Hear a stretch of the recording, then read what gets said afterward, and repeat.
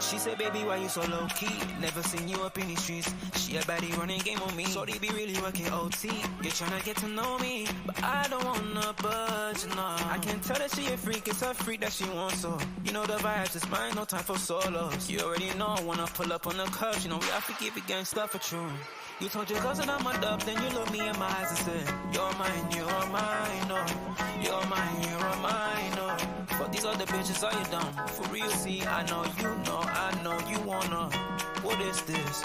Witness this. Feeling turn you on, now she wanna get it on. She a freak in the sheets, ain't nobody here for creep, so I don't mind if you wanna spend some time. Whoa. She know we have to keep it gangsta for true.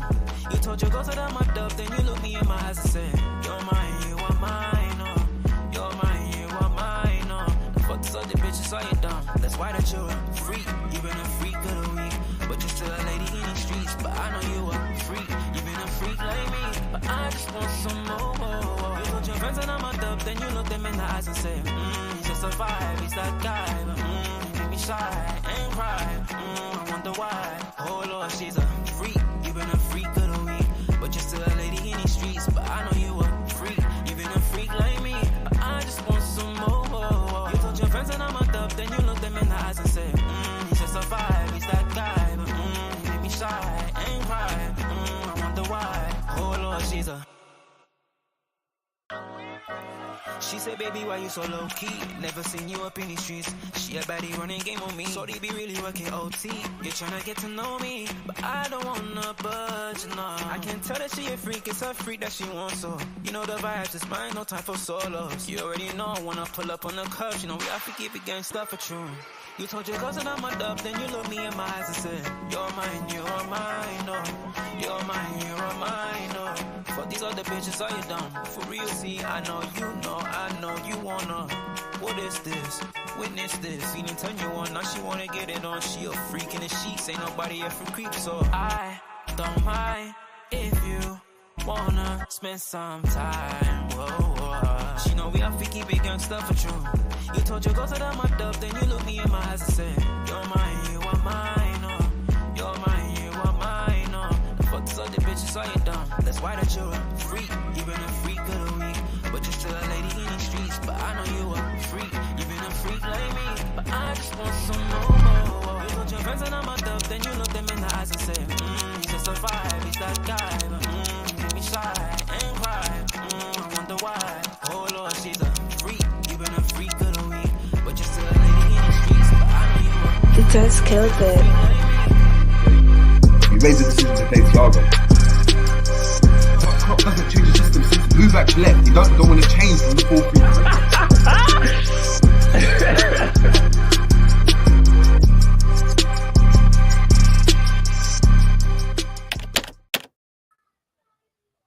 Boom, boom, boom, boom, boom. What's going on, people? We're back again on the Jerry James Show. And we've got another transfer hub, and I'm joined by none other than Enny. He's been in the comments before. He's come on. I mean, the camera's looking fixed. The internet is connecting. Do you know what I mean? It's good, man. It's good.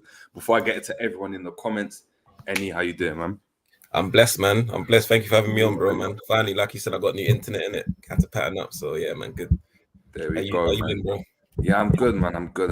Just, working, trying to get my head around all this Hendo talk and Lavia talk. So yeah, man. But big up to everyone in the building, everyone in the chat. As I always ask you, please make sure we're smashing the like and you're getting that ticket to entry. That's all we ask from you, man. Like, I don't want to have to get the bouncers, kick you out of the rave. Like, we don't want that. Man. So please make sure we're smashing the like. Make sure if you're new to the channel, you're subscribing if you enjoy the content.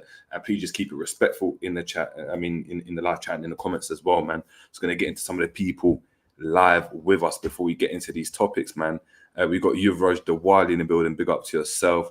We've got Honesty in the building as well. Big up to Honesty. We're going to get into all you guys' comments. We've got Captain Sal in the building as well. Revenite, Alexander De Los, Mr. Brooks, Psychedelic Scientist, KLFC. We've got Ryan in the building. We've got Pan of Scouse as well. Big up. And Mr. Brooks is Enny, not Eddie. Enny. We don't want you. Enketia. Yeah, I'm not calling you Enketia. Yeah, man. But yeah, we're going to get into it, man. We're going to get into it. We're going to start off. I know today's segment's obviously about Colwill, so we're going to chop that up. But I wanted to, obviously, we've got Any here, so we might as well just kind of relay the biggest news that's popping off right now. I mean, we spoke about it yesterday on the show. Jordan Henderson to Saudi League. How are you feeling about all this news? Obviously, there's conflicting reports we're hearing, you know, families set on it. He's going to make the final decision in a couple of hours. We're then getting Ben Jacobs coming out 10 minutes later saying it's definitely not happening. If you were Liverpool, what are you doing?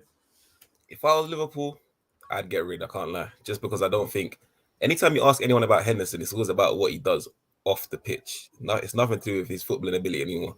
And I just want good footballers at the club now. And I understand the importance of having a great captain, a great leader, but it's not like we don't have other leaders. We got Van Dijk, we got Robbo, we brought in the captain of Hungary and Szoboszlai as well. We got Thiago, another leader. In terms of whether I actually think that the deal's going to happen, I can't see it. I can't see it because from when I seen Henderson come back shredded, that's a statement. That's him making a statement saying, okay, I've seen all the chat, I've seen all the haters. You know, I performed badly last season. Now up here, I'm ready. That's him saying I'm ready still. I'm here to stay and I'm ready. It's like the same thing, Trent cutting his hair as well. It's like a symbol in it. They're symbolizing saying, cool. Trent even said it himself. He said, new me. Those are his words, new me. And just from seeing Henderson's body, that's his version. That's his way of saying new me as well in it. So I can't see him accepting any offers from Saudi, unfortunately. But obviously, it's good to see him in good shape. And if he can perform well, then I've got no issues. My fear is that he's just not going to be good enough. But we'll just have to see how it plays out. Do you think there's just a fear? Because I know a lot of the fan base are obviously in agreement with you. Do you think that there's just a fear that Henderson's going to play more minutes than he potentially should be playing? Because for me, the way I look at it, and I spoke about it before, if he's a bench option for me, I think that's a better bench option. That's one of the better bench options that you could have in football when you think about it, in terms of knowing what he's won. He's not going to get phased by, you know, if we're competing for a Europa League or coming on to play against AC Milan in a semi-final or in a final. He's going to be able to go and do that and see the game out. I remember we tried to do the same thing with Carvalho or with Elliott to see games out, and I've seen those games swallow them up, and they haven't been able to go and control games. So would you be a bit more lenient to him staying if it was a case of like, no, he's guaranteed to play like maybe 20 games, maybe even 30 games, but they're all off the bench? Maybe like 90% of them off the bench. I think you hit the nail right on the head, actually. Because if Henderson was if we could guarantee that Henderson was a bench option, I think like 90% of the fan base would say, fuck it. You know what? Yeah, he's experienced. He's won things before. He knows the club inside and out. So maybe our sort of anger or question should be directed to Klopp. Klopp, are you gonna give this guy too many minutes? Are you gonna start him against Chelsea first game of the season? Are you gonna play him in the most important games in the season? Because we know one of Klopp's biggest strengths and also his biggest weakness is loyalty. So we know he's loyal to Henderson. So it's probably us as fans just thinking, oh, we know Klopp's going to play this guy like in games where he shouldn't be playing. But like he said, if we were to get guarantees that he'd just be a sub, he'd play in like Europa League, Carabao Cups, the odd Premier League game, then I think most of the fan base would be open to that. Yeah, because I think that would be the ideal scenario for me, because when I look at kind of what we gain from having like a Lavia or a Henderson on the bench, for me, are two different things. So if you were to have Lavia on the bench, it sounds great, but he just don't develop.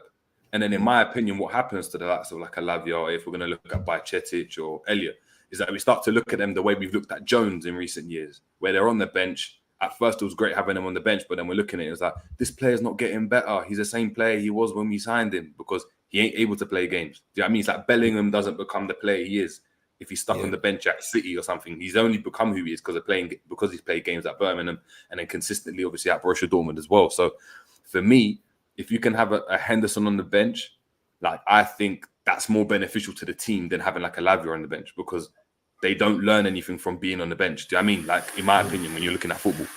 Yeah, no, I fully agree still. I fully agree. I think Henderson, like I said, it's just Klopp. It's just down to Klopp. Klopp, what are you going to do? It's up to you now. You know, we bought in Szoboszlai, we bought in McAllister. We hopefully bring in another player, Lavia, like he said, or Thuram, or whoever it is. Are you still going to be giving Hendo those minutes? Because we know he shouldn't be playing the amount of minutes based on the performances, based on where he is as a player right now. We know he should just be a rotational player still. Even playing in... People say he should be given the Milner role, but people forget Milner played like right back, left back, centre mid, he play anyway. I don't think Henderson has that skill set. I don't see him playing left back, right back, maybe at a push, but I can't really see it. He should just be a backup centre mid whenever we need him to play. But like I said, I don't know if Klopp's going to do that. We know Klopp struggles with his loyalty. And I saw the way Klopp was looking at him in that video. I don't know if you saw that video, that YouTube video on yeah, you did, because we spoke about it in the chat, innit? Yeah, the way Klopp was looking at him, I was like, shit, here we go again. He got mesmerized, didn't it? You saw that six pack, he was moving like a ting on an Afro Nation, just like, right, you know what? I'm gonna have to risk it all. You know? Yeah, bro. Literally, bro. 100%, man, 100%. It's gonna get into some of the comments chatting about it, man. We got John here saying big up Hendo for sacrificing himself for the betterment of the club. He knows what going. Well, we're not sure yet, man. We're not sure, man. What else we got here, man? We got big up to Captain Sal saying, look, Henderson ain't here to hold bench. He believes he's a starter, and it's us fans hoping he's holding bench. He got the Euros and needs to play to get selected. Depends, though. Depends on his role, because even if he's coming off the bench and just helping Liverpool support something, I think Gareth Southgate will still look at that and be like, you know what, for this Euros, we still need someone like that just on the bench. I think we've seen it in recent games for kind of the England national team. He ain't really played like that. It's been Bellingham and Rice. He's been displaced. He's on the bench now. He's even Trent played ahead of him. Do you know what I mean? In midfield as of recently. So yeah, I'm not too fussed about that, in my opinion. Big up to Shadow Boxer Dougie Joyce saying, if we don't sell anybody, we don't get any more incomings. That's true. That's very, very true. And obviously, we're going to be talking about our potential incoming soon. Captain Sal's on smoke today saying, yeah, no amount of weight training is going to bring your legs back. We've got Diggs in the building as well saying, what's up, G? Big up to Diggs. We got Crypto Nation saying, yeah, exactly. If he's on bench, then that's all right. Jaws saying, look, I would pay for him to go. So, yeah, man. John saying, look, Hendo had that testimonial body last season. You know what's crazy? You know what's crazy about that? I didn't even realize until I saw the images. Did you see the ones I put into the group? What, from last season? No, I didn't see them, you know. Yeah, I'm going to try to get up. But when I saw this, I was like, oh my God. Let me see if I can. It's what, 22/23, yeah. Bro, the gut he had on him, I was like, oh, like, it's a bit peak. Like, he was looking proper podgy. Hold on. I'm going to have to... Yeah, man, hold on. Let me get up from the WhatsApp group, actually. I'll put it into the thing. I need to see these images. But that kind of makes sense, though, because the way he was performing last season, I know he's never been technically great. He's at his best, he was like a 7 out of 10 at everything, innit? But the way he was moving last season, it's like he just looked unfit, innit? Everyone just looked unfit. So I don't know, man. Something went wrong last season. I don't know what it was. I think everything around the club was just wrong. Yeah, I agree, man. I actually agree that. Hold on, I need to get these two images so we can compare them, man. But yeah, I got them. Let me just put them into the stream so everyone else can see it.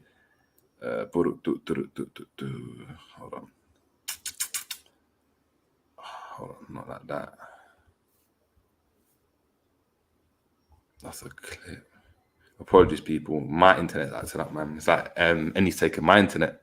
Yeah, that's Virgin, man. That's a level up. Get that Virgin fiber optic. Well, we were on Talk before. Oh, bro, I was on fucking Now TV and that, bro. Yeah, Now bro. TV. Yeah, it's peak. Hold on, is it this? Why is it not saving? Well, K-Max, it was the World Cup 100%. What do you mean K-Max? As in, that's the reason why you look so sloppy? Potentially, if that's what you're saying. Hold on, why is it not saving? Like, we need to see this. I'm telling you, like, you need to see this, at least this one. I know everyone's seen him shredded, but where is it going to save, man? I can't lie, though. To get that shredded, I actually rate him for that. I'm not going to lie. When I saw those pictures, I was like, yeah, say no more. But this is what I'm saying. You have to rate it because, after a season like that, people could just be like, you know what, I ain't really going to perform, or you're going to come back. Like, Robbo, for me, just looked podgy, man. Like, because the way it is, like a Konate, yeah? A Konate or a Virgin, I don't know, it's a bit weird, but it's like a Konate. If he's a bit podgy, even like a Rooney, because he's that bigger build, it's like, it's not bad, in it. Like, you can lose that quickly. That's just your size. But Robert being podgy, like, Robert looks like a skinny kid with just like skinny arms and a belly. So I was like, yeah, this is shocking. But look, this is Henderson, man, in a game. Oh, yeah, damn. That's that testimonial body, man. John was right. No, that shows. You know what? I didn't actually notice that last season, but now that I'm looking at it, that explains some of those performances. Because where man just came on looking like. Because listen, those medium shorts are medium in, man. Like they're tight, man. And now when you're looking at him, look at that, man. That's boxer level game. That's boxer level shredded. Like you don't even need to be that shredded to play Well, kickball. you don't. That's Salah level, man. When I was looking at Salah and Hendo, I was like, it's basically the same. It's the same thing. No, but it is Salah. But bear in mind, remember, Salah's a bit more like stocky in terms of his body size. Hendo looks like a flyweight, but like there's no like fat on him at all. I guarantee you, Salah's body fat is higher than Hendo's, which is crazy. Because you know Salah's ripped, so. It's mad. But hold on, we got another person joining us on the stream. We got K Mac making a return. Big up to K Mac. Hope you're doing well. You're on mute again. You're on mute, K Mac. Can you hear us? Yeah, we can hear you now. Yeah. Was that Hendo or John Smith in that photo? I don't know. You let me know, man. You let me know. Have it. Yeah, have it. Jesus. It was looking mad. Obviously, we spoke about this yesterday, K-Mac. Henderson news. How's your feeling on it? Obviously, we spoke about. I know your stance on it. You want to get rid. Do you think he's actually going to go, or do you think he's staying now? Because obviously, there's conflicting reports. It looks like it's in all the papers now that he's spoken to his family, and his family are keen to go as well. And they're going to get a 50%. He's going to get a 50% pay rise as well. So. You know, he's looking like he could be on 300 grand a week out there. You know what? It's really hard to say yes or no because you look at some of the players that have gone. Like Brozovic is gone from Italy. He was like in the Champions League final last year. Like you've got a couple of players from Leeds going now. You've got the guy from Fulham, the striker. What's his name? Mitrovic. Yeah. He's a potential going now. Like it's literally like players that you would never think would go there are now looking to go there because of the money. Like it's weird that like money can change your mind so much. Like and you think footballers are paid enough anyway. But I think what it is if you're being told you're going to be earning, which is reported 45 million, do you know what I mean, a year, tax-free, accommodation paid for, and your flights back to go and see your family if they don't want to move over every so often, I mean, you'd be silly not to take that. It's like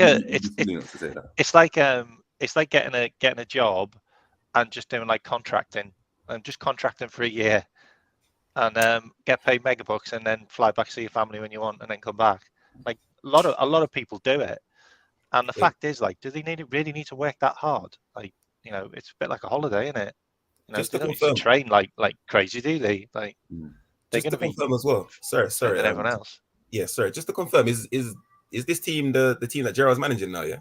Yeah. Oh, okay. Yeah, then I can kind of see it happening, but still, like I said, just the fact that I've seen Hendo's shredded body, I don't see him. I don't think he's gonna want to do it. Like I know it's a lot of money, but he doesn't strike me as someone that's just about the money. I feel like he wants to sort of prove the doubters wrong at Liverpool just because he's got so much hate recently, and he's gonna want to lift another big trophy with Liverpool. That's the way I see it. Me putting myself in his shoes and the type of person that he is. That's the way I look at it. But I could be wrong. Maybe if they offer him, you know, fucking a ridiculous amount, he might be just. Yeah, fuck it, I'll go because the money's too much to decline. Yeah, I'd agree with that. Yeah. Did you see the training video as well? The LFC training video where he did the lactate test with Salah. Yeah, and he really like pushed. I think he came second. Yeah, he came second in his round. Yeah, like him trying to do that makes me go, is that Hendo just not giving up? Like, are we going to see a different Hendo next season? Like. You know, yeah, that's what I'm kind of hoping, but then I don't want to see some dad dancing on the pitch like next season. Yeah, but I think though, look, everyone last season, every player last season had a terrible season. Like even Salah, compared to his best, he wasn't at his best.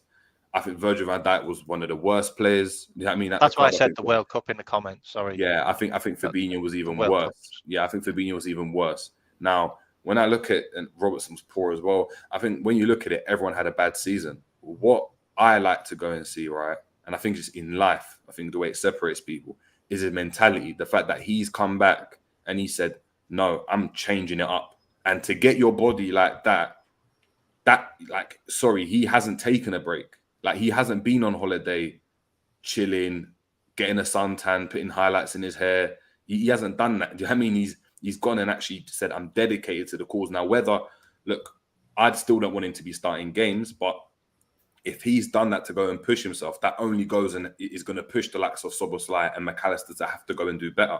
Now, if he's playing based on merit because he's performing better than these players, then sure, he can play. But I don't want it to be a situation where obviously we're relying on him because obviously he's 33, going on to 34. We can't be asking him to play 3-4 games in a week and expecting top tier performances.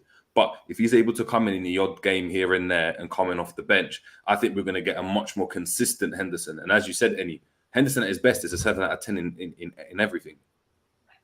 And I think having that type of player is beneficial to have in a squad. And I think it's a bit gung-ho, in my opinion, to go and be like, let's just get rid of everyone. Let's just get rid of Fabi. Imagine we got rid of Thiago, got rid of Henderson and everyone, and then expected this midfield to like gel and be as good as the midfield we had when we won the league. Like, it's just not going to happen, in my opinion. That's why I'm a bit tentative. But yeah. So just to add on to that, we've lost Milner as well. That's our vice captain. So to lose your captain and your vice captain in the same summer, it's not a thing that usually happens. So I don't know, man. I'm leaning towards it's not going to happen. I'm like 80% sure that it's not going to happen. I feel like he's going to stay. We've still got our DJ though, so don't worry about that. We've still got Adrian, our DJ. So yeah, but what I'm saying, there's so many. Why is he at the club? I don't know, man. I don't know about. No idea. It's crazy to me. Think about that as well. Is like, if you look at him, he's been boxing. Like, that's boxing body. Like, you don't get a body like that in a short amount of time unless you're shredding and really, really doing extreme fitness, which is obviously he's probably done like a boxing regime. And I mean, if that helps him win some duels, because he didn't win any last year, and bring it on. But the problem I've got is Henderson himself, like, as a person. Like, he's the type of guy that just won't sit on the bench. He won't keep his mouth shut. Like, he'll kick off if he doesn't get played, I feel. But if he's genuinely gone away and like he's had a epiphany, like, you know what, I watched some of his videos back for a start and gone, you know what, I'm just not good enough to play all the time.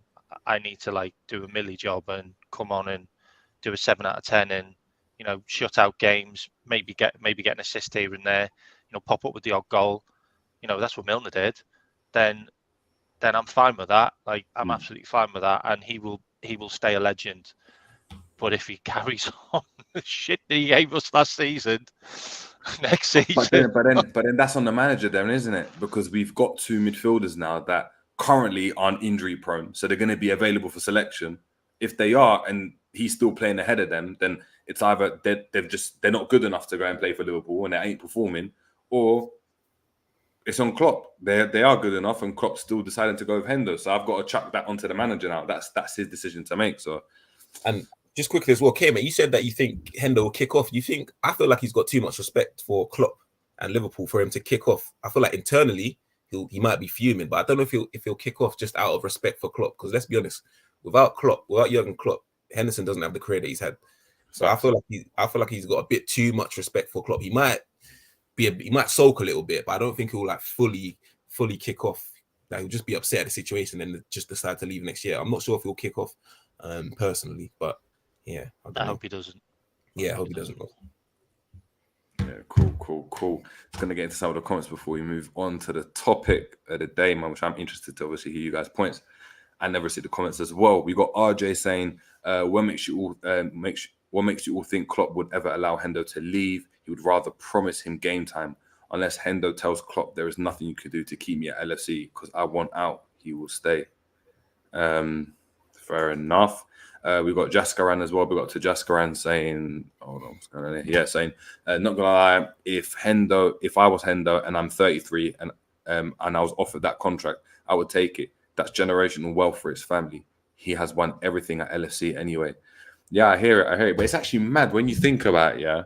33 is actually young in the grand scheme of things. Mm. Like in terms of life, it's the grand scheme of things. We're talking like the brother's like 40, like Ibra, and we want him to just, do you know what I mean? Like, yeah, retire now. Like, you're done. You know what it is, Jerry, though? 33 for a player that just relies on his engine, typically, that's what made him who he is, his engine. So I feel like it is sort of getting towards the tail end of your career. If you're like a Modric, for example, you can play till he's 37. Even a Thiago, even though he is injury prone, if you're a player that relies on technical ability, I feel like you can play the game longer, a bit longer, yeah. Yeah, I hear that. We got here, big up to Phil in the building. We've got John saying it will 100% be on Klopp if Hendo starts ahead of Szoboszlai or McAllister. I doubt he'll remove his sentiment. Fair enough. Big up to LFC Aaron as well. Big up to yourself. Honesty saying, look, no player wants to sit on the bench. Most players really have most players have really big egos. You have to, man. You got to believe in yourself, innit? Otherwise, you don't make it at that level. Like, you know what I mean? Otherwise, you might just retire. If any player was just comfortable sitting on the bench and didn't think they could push on for a space, then yeah, man, you're done for me. We got John obviously saying here, look, he has nothing to prove or offer. He's a legend at the club and always will be. Just bust a move and think about family now. John wants him. I don't disagree with him being a legend. He is. Yeah. Big up. We got James Doherty saying, Hendo with the extra training is great for us. He can hoof the ball even further now. Maybe so, man. Maybe so. But cool, man. We're gonna obviously chop up the main guy, man, Levi Colwill. As reported by 90-Minute Football, Liverpool are prepared and ready to make an offer. They actually believe that they can lure him away from Chelsea. Which that's massive news. I'm gonna check this one out any first. Colwill, how do you feel about him, and do you think he is the right player to come into Liverpool? And I don't know, where do you see his role? Do you see him starting on the left-hand side of defense, or is he coming off the bench? Is he a bench option? Is he replacing like Joe Gomez's spot? Like, what's the case? Yeah, I'm gonna be completely honest. I haven't seen loads of Colwill. I'm not like one of these people that'll say, yeah, he's sick, this, that, and the other. I didn't see loads of him because I didn't watch a lot of Brighton. It's only when we played them or they played like another team. But from what I've seen of the player, he looks really good. He's obviously he's homegrown as well.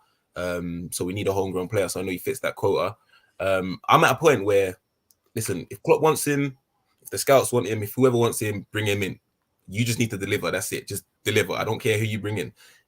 But Colwill himself, I think he's left-footed, right? Yeah. So I feel like we need a left-footed centre-back, definitely, for sure, because we currently don't have a left-footed centre-back, do we? We haven't had a left-footed centre-back since Sacco. Yeah. Since Sacco. Good shout. Yeah, so he's left-footed, so yeah, tick. So you can obviously, because in this, if we are to stick with this new system where Trent inverts and then, there's like three at the back, I don't think Robbo can play that left centre-back role. So obviously I feel like from what I've heard and from what I've seen, I think he'll be a good fit for that left centre-back role, as opposed to Robbo just not being able to do the role as well as maybe a Colwill will. But the fee is about 70 million, right? Is that what they're saying? They're saying about 70 mil, which it's not my money, but it is kind of a lot of money for someone that's not proven at the highest level. I know he's had a great season for Brighton. He's highly touted. Yeah. Well, is it 70 million? I thought it's 50, 70. Oh, is it 50? I heard 70. Maybe I'm waffling there. I don't know. But no. Chris is saying 70. That's why. I'll wait. I'll do a little bit of talking in a minute. I just left anything. Yeah. So 70 mil is a lot of money for someone, like I said, that's not really proven at the highest level. But like I said, if that's who Klopp's identified, if that's who the scouts have identified, then just bring him in. Just make sure you deliver. We need to, just deliver. That's the point where I'm at the moment. Okay, Matt. Okay, I'm going to tell you something which maybe not a lot of people know. It happened last year. So Neil Jones was talking to a couple of Liverpool scouts and transfer committee, and one of them slipped accidentally, and they were talking about players, and one of them went, "Oh God, it'd be great if we get this Colwill over the line next year." And the guy was like, "What? Who are you talking about?" And he's like, "No, nothing." And he kind of freaked out. And Neil Jones was like, "That was really odd. Like, who's Colwill?" And then he obviously started playing for Brighton, and the rest is history. But he is perfect.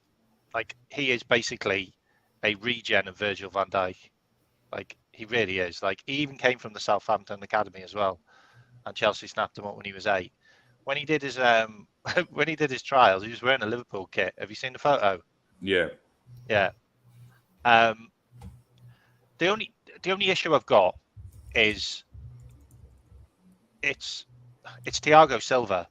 Okay, if Thiago Silva takes a step back for Poch, then I can't see us getting Colwill, because he will then take his place, and that's what Poch will promise him, and that's what Klopp will probably promise him at Liverpool. You are going to be an understudy for Virgil van Dijk, and you're eventually going to replace him. Like, that's going to be his promise to him, because he's going to basically do the same thing. Like, I can't see Robertson not getting played next year. Like, I can't see it. I can still see him being played, and maybe when we need to give some of these players rests, then Colwill will come in. But he's just perfect. He's the right age.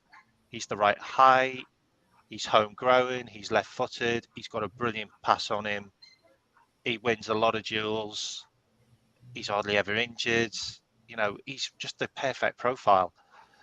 The only problem is Thiago Silva. Like, because they've got Silva, Fofana, and Bashirelli. He's injured as well. Badiashile and Trevor Chalobah as well. And Chalobah. So you've got 4 players there, all ahead of him. And Thiago is the one which is, like, obviously 38, 39 years old. If he steps back and they play 4, then there's a chance, or even if they play 3, there's a chance for him to get more game time. Because I could see him being ahead of Chalobah. Like, I don't rate Chalobah at all, but for some reason Chelsea do. And that's really where it sits. Because with us, he comes to us, he's ahead of Gomez and Matip for me. Like, he just is, because you'll just see him on the pitch and you'll just be like, yeah, he's better than those two like now. But also, didn't one of Chelsea defenders pick up like a long-term injury? I think it was Badiashile. But he's back, and he's back soon. Oh, is he back? Is he back already? Yeah. Oh, I was gonna say that maybe I spent big money on him. Like, okay. I was gonna say though, if he is injured, maybe Colwill might get the opportunity to play in the preseason, and if he impresses in preseason, then obviously Chelsea are gonna want to keep him. But I don't know. We'll just have to see how it plays. But he's also only got 2 years left on his contract, and it's 68 million is supposed to be the number that could prize him. And the other thing as well, which people aren't talking about, is Sweeney Todd. I call him Sweeney Todd. Todd Bowley. Literally, he will sell to anyone. He doesn't care. It's not Abramovich. Like, it's not Abramovich where it's like, I'm not selling to my rivals. Like, he will sell to whoever at whatever price. Like, he just doesn't care. Like, and if we're going to give him like 70 million for a player that cost them nothing, would you only do that? Yeah, I think I've just got to go and shut my dogs up. Sorry, 2 seconds. Yeah, no worries. I think it's an interesting one with Colwill, right? Like, hearing that, because spending 70 million on a centre back, right? That's a sign for, like, if I'm Verge, right? Especially I played centre back. So if I'm Verge and I'm sitting around and they've brought in a centre back for 70 M's, that's a left-sided centre back, and I play on the left side of centre back when things are all rosy and good. Mm-hmm. That's an attack on my position. That means they're looking to move me on, or this the guys are challenging for my spot. Are Liverpool willing to do that? We need that though, man. No, but for what I'm saying, are they willing to do that with Verge? How do they view Verge's position? Because Verge has played, I agree, but Verge has played every single game, right? Mm. Every single game for Liverpool when he's been available. When he's fit, he plays every single game. Now, I just don't see that this season, right, is the season where they say, yeah, Verge, we're going to halve your minutes and we're going to split it with Colwill.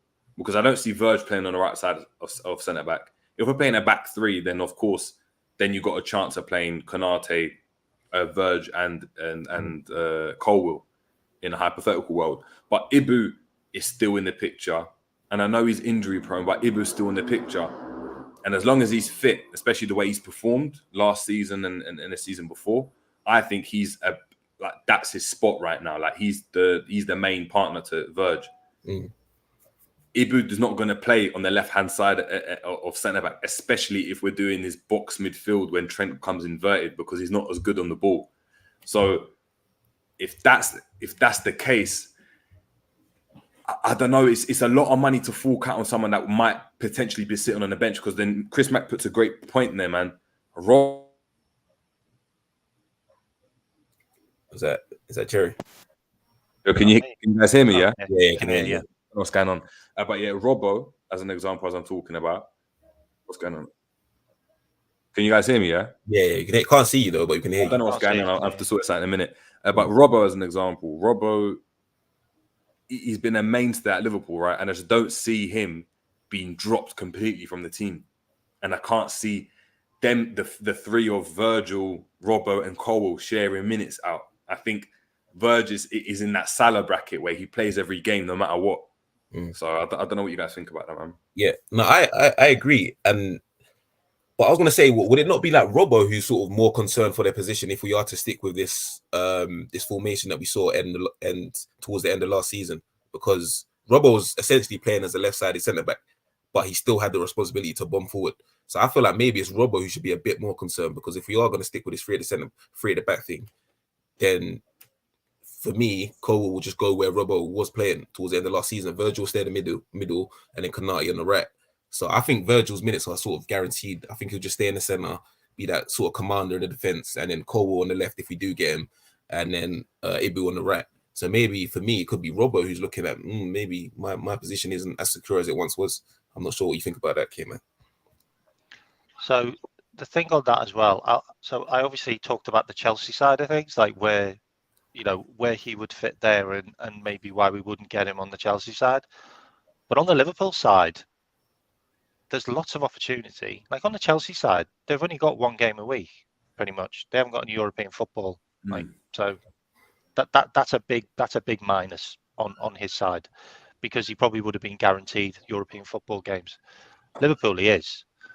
We're also linked with Per Schurz, who's a right-sided centre-back, who's basically the guy who's behind Virgil van Dijk in the pecking order for the Holland team. So we're linked with him as well. So that's another centre-back that we're linked with, but that's on the right side. So if you're looking at the left side, I'm a bit confused as well, because Tsimikas isn't going. So are we going to go back to left backs, like left backs and right backs, and we're not going to play the inverted? Like, I'm a bit confused by it all, because, okay, so you're going to have Robbo, and then you're going to have Tsimikas. So Tsimikas can't play centre back, by the way. He's absolutely useless. Okay, sorry, Tsimikas, but you are. We've watched you.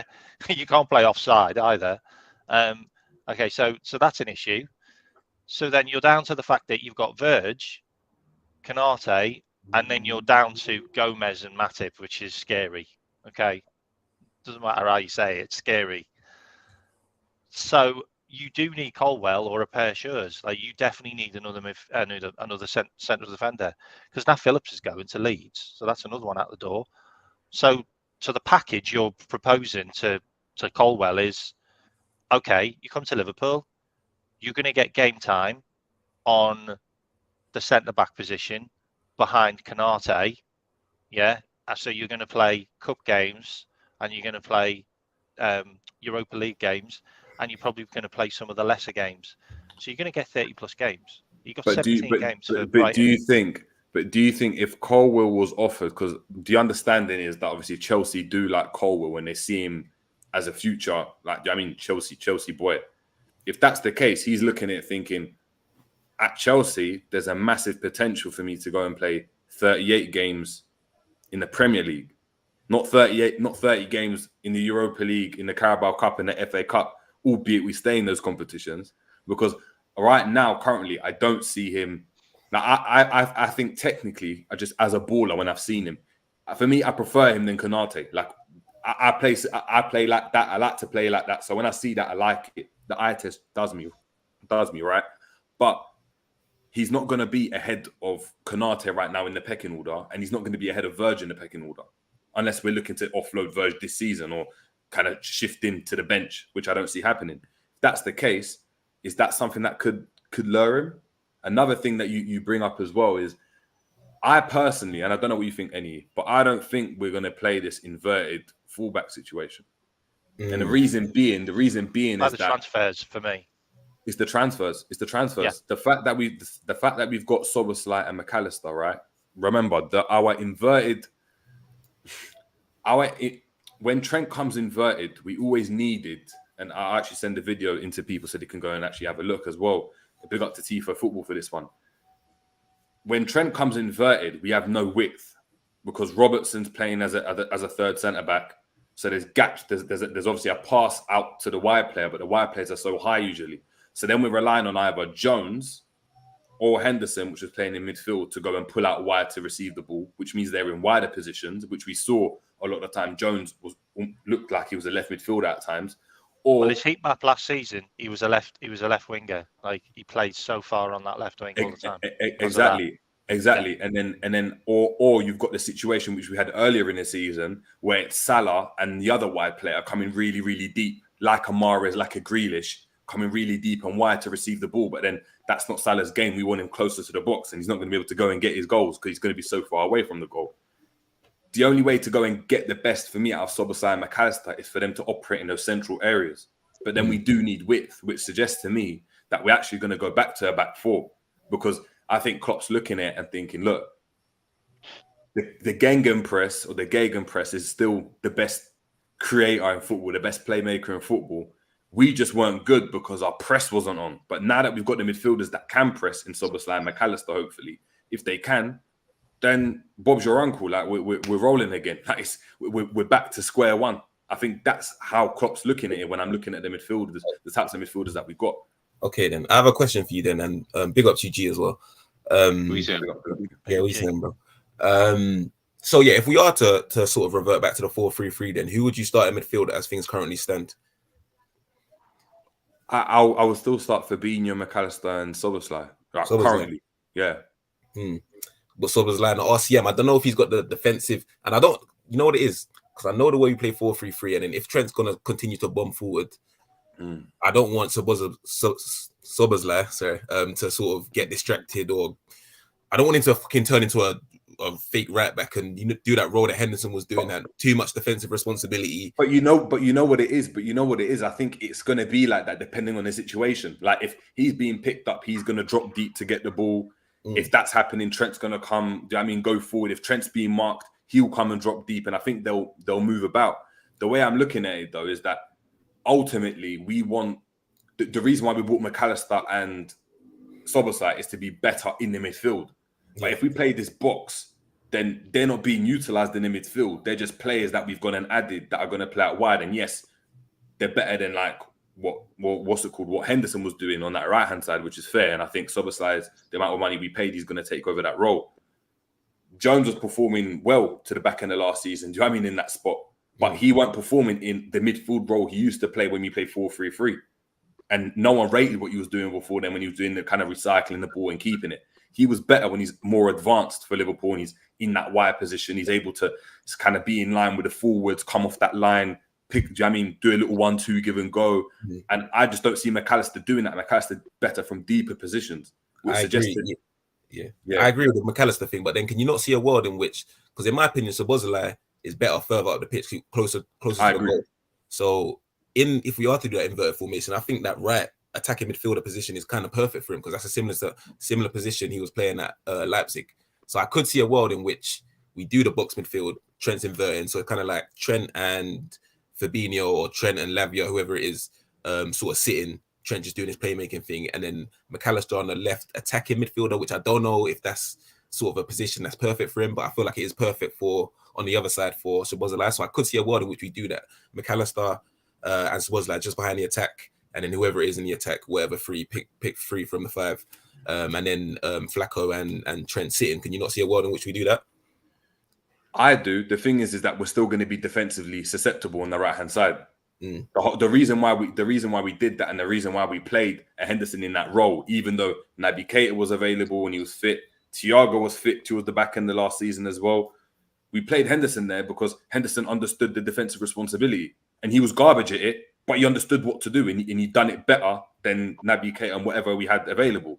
Now you're talking about Szoboszlai for me. Szoboszlai's more attacking than a Naby Keita. He's a more of an attacking-minded player than a Naby Keita or a Thiago as well. So I don't know how that's going to work out, because then on that right-hand side, you've got the same situation we had with Elliot, which is you've got 3 players in Salah, Elliot, and Trent that are just all offensive-minded. But I don't know how good Szoboszlai is in the defensive situation at Liverpool as of yet. So, I mean, look, pre-season is going to be great to see where he plays. And, I mean, he done that lactate test, and he that was easy for him. That was easy. Drinking water, that was easy for him, man. That was easy for him. So maybe Klopp seen that and said, "Hey, Henderson with a bit more tech. I see you." maybe that's what it is. And maybe look, don't be surprised. I wouldn't be surprised if we're looking at Szoboszlai and he isn't the same type of player he was at Leipzig, but he's still effective for Liverpool, if that makes sense. Like, he's not dubsing man up and doing all that type of stuff, but he's running around. That's a bit of a worry for me, though. But I wouldn't be surprised. I really don't want him coaching the spark out of him, because he's special. Oh my God! Jeez. Like, can you imagine Klopp turning a Kevin De Bruyne into a Henderson? Just legs. But this is the thing. You look at that right hand side, right? And from a defensive standpoint, apart from Cancelo and maybe Zinchenko as well, which has always been on that left, their fullbacks are always quite defensive. They're good defensively. Trent at right back isn't good defensively. Well, he wasn't last season, and I mean, susceptible the season before that as well. Is he going to change? I don't know. Gee, chat to us, man. Chat to us, because. No, I'm just listening to you guys. Like, honestly, like what you guys are kind of talking about. But I'm with you. I don't know about so, but like, he's okay defensively. Like, he's not rubbish. But if you're saying Hendo with more tech, I'm just like, we've watched Klopp for the last 7 years. We know what he does to players. Like, name me one player that he's taken, and all of a sudden he's been able to kind of withheld that kind, or uphold, should I say, that level of technical ability. We saw Thiago, we've seen Curtis Jones, we've seen Naby Keita, we've seen all of these players do the exact same thing, go in the same trend, but we all kind of sit here and think, nah, you know what? Yeah, maybe, I mean, Szoboszlai won the lactate test. Like, even winning that, I'm like, shit, I was hoping you came last. Like, I was hoping you came last, so that Klopp sees that and he says, yeah, this guy, he can't do the running thing, but that's good because I need him to do, something else. Like, all of these little things, everyone thinks that Klopp's just going to change. And in my mind, I'm like, why would he change? He's had a winning recipe for so long, during his time at Liverpool. He might not look at it like that. He might look at it how Jerry's saying, which is the Hendo with more tech. Meaning, I mean, I never thought he was going to come here and score 10 goals and have 10 assists, because Liverpool's midfield does not function that way. I feel like everyone thinks that we've got McAllister and Szoboszlai, all of a sudden it means more goals. Obviously, it'll be more than we got with Henderson and Thing in there, of course.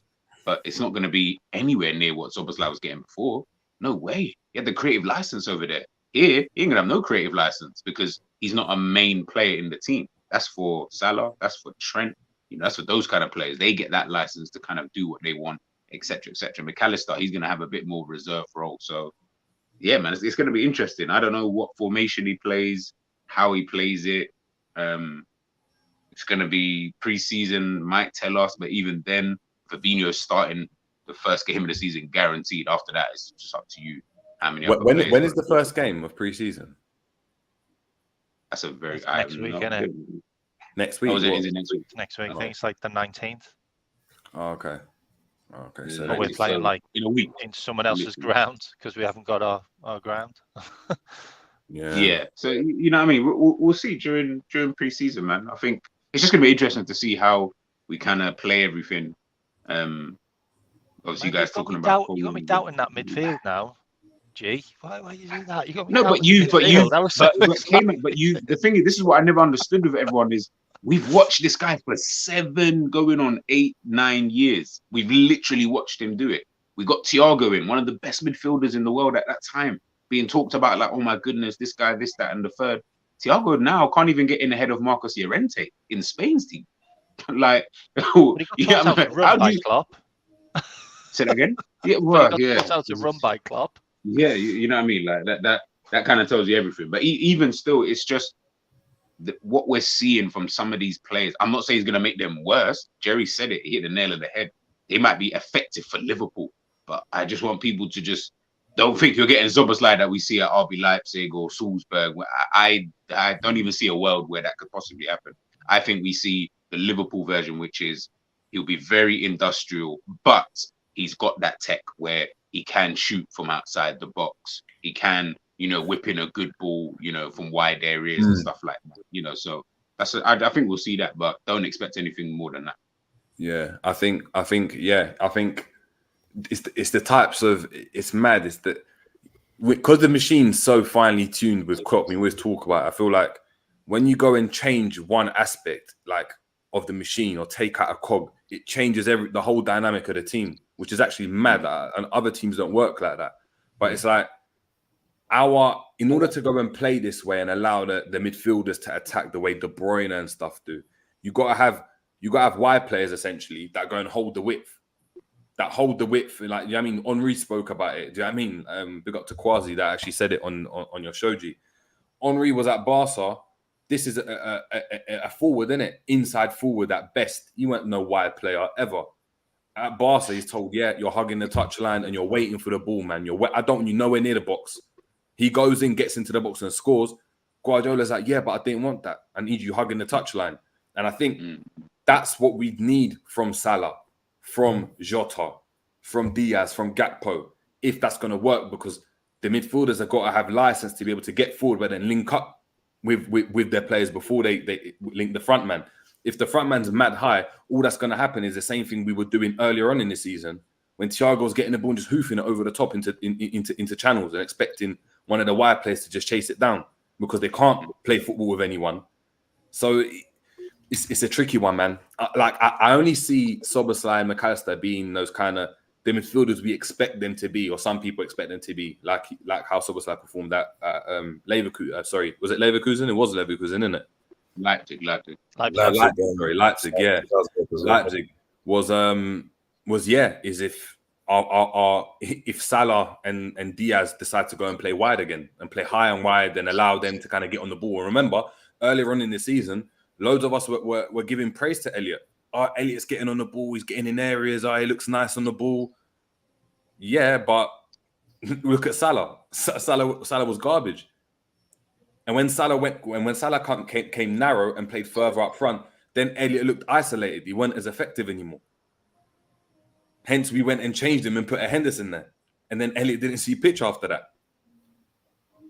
So I was going to. Yeah, one thing as well, because I was watching a video, I can't remember whose channel it was on, but it was a good video. It was about Szoboszlai. It was like a tactical analysis, and they were saying for Leipzig he plays on the right, but for Hungary he actually plays on the left, and he's kind of more effective from the left, but he still plays on the right for Leipzig. So I don't know, maybe is he guaranteed to start on the right for us, or do you think Klopp can sort of, play him on the left? Signed another left-sided player. No, but this is what I said. Gee, wasn't I saying when we signed him? I said, you know what? I think Szoboszlai, if we're gonna play the way we've been playing right now, right, and it's just that you remove one cog and play another, I'd compare his style and the way he plays more to like a Curtis Jones than I would to a Henderson or a McAllister.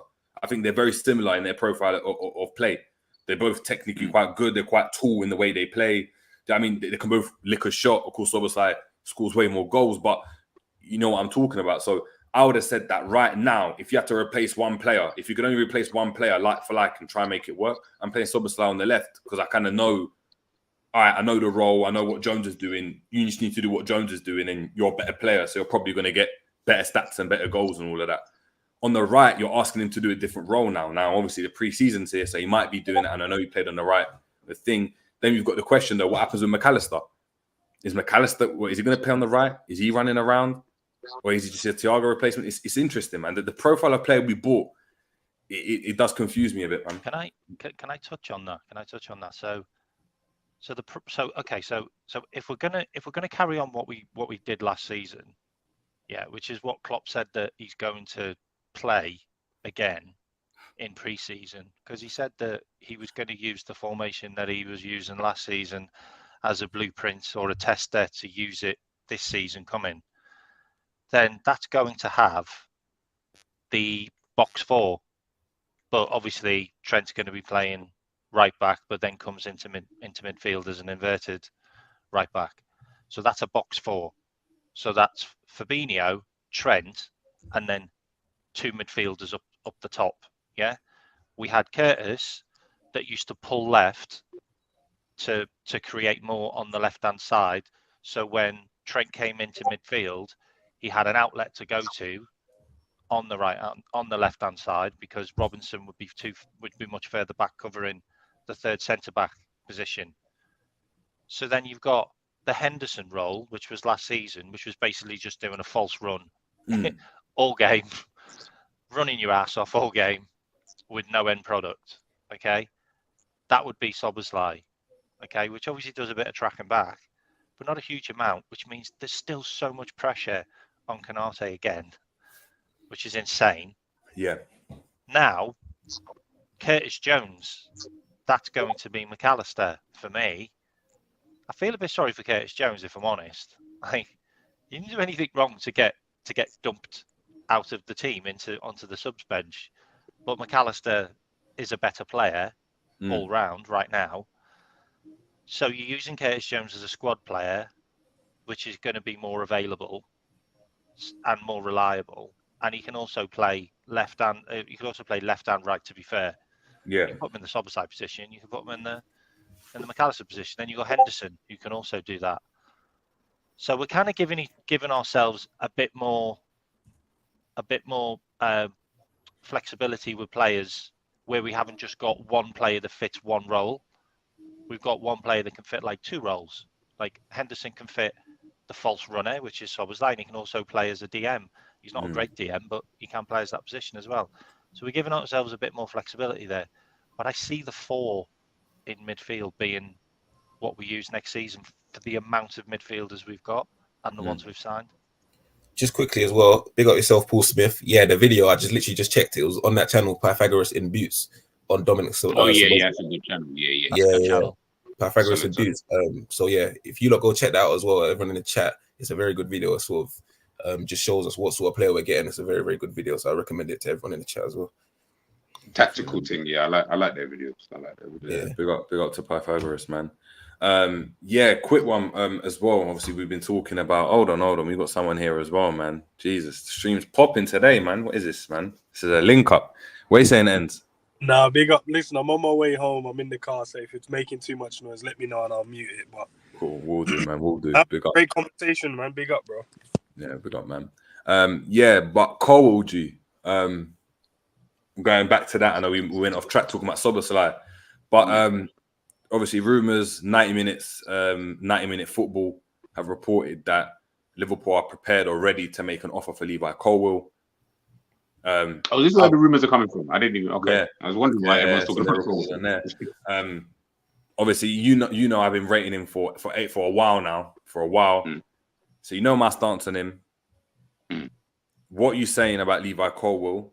And then, is he worth the 70 million that K-Mac's talking about? Shit. You spoke about him way before I even thought about having this brother on my radar. Has he done enough to warrant 70 million? No. But I guess you'd be paying for the potential in that kind of player, innit? Do you know what I mean? But if you look on today's market, it's a tricky one with someone like Colwill, man. I mean, he's worth 70 mil because he's English. And that's not me trying to discredit him, because I do think he's a dope player. But if he wasn't English, you'd be thinking, why am I paying 70 mil for someone of that kind of quality? Especially when I've just seen Lukiba's just gone to RB Leipzig. You know, you still got Inacio still there. Insape from Leverkusen, he's still good defenders, probably of equal, if not better level than a Colwill, and quite young, you know, in all of these kind of things. So I look at that and I think, his English kind of puts that type of money, you know, to like the roof, because now you're thinking, well, he's homegrown, Chelsea ain't trying to let that go. We're also talking about him playing for a rival club as well, so then that's kind of tricky. But he himself is a very, very good player. I just don't think we should be going all out for him when the quality of left centre backs out there, there's bare. Like, this isn't a market where there's only one. Do you go, like, this isn't a market where you can only find one, where Virgil van Dijk, that is the best at that time kind of thing, in your opinion, have to get him. There isn't really anybody else out there. There's a lot of left centre backs out there. So I do think we could be looking elsewhere. Don't think we should be wasting too much time on it. Speak to him. If it can work, get him in. If it can't work, let's move on. Do you know what I mean? Like, I won't be crying tears if we don't get Levi Colwill. But he is a good player, though, man.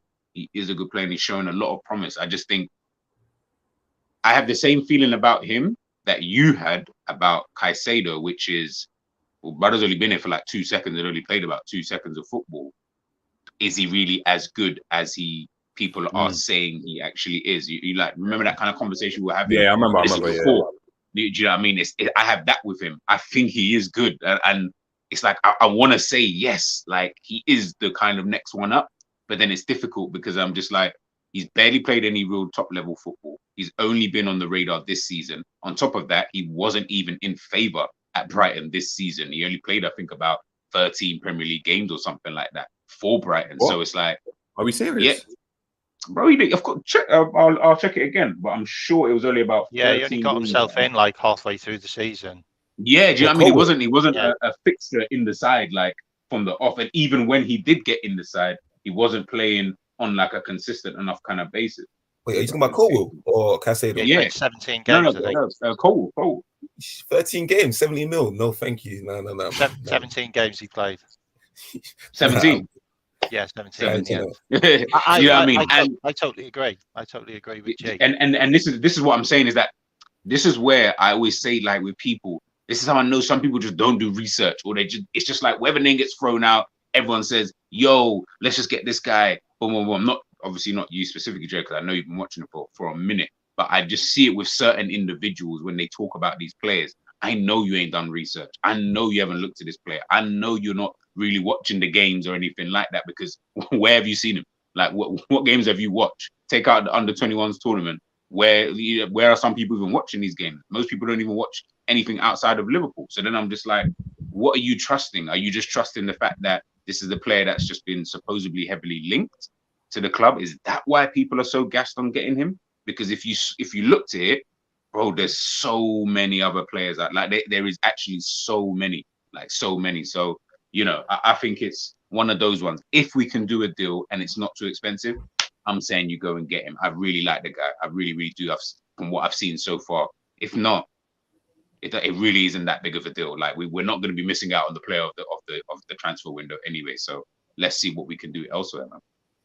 Yeah, man. I think with Levi Cole, I think you made a great point there. If I take my bias out of it, because I'm biased towards him, I think. No, but you've watched him for time, though. You've watched him longer than I've watched him. I have. Jerry, did you watch him at Huddersfield? Yeah. He was mental. He was but mental. This is what I'm saying is that I've watched him for a bit, and he was killing it. I don't want to over-gas it, but, you know, for me, I think that the team that gets him gets the equivalent of a Rio, if that makes sense. Yeah, no, I agree. The team that gets him, this is Rio at West Ham, right? Remember when he signed for Leeds?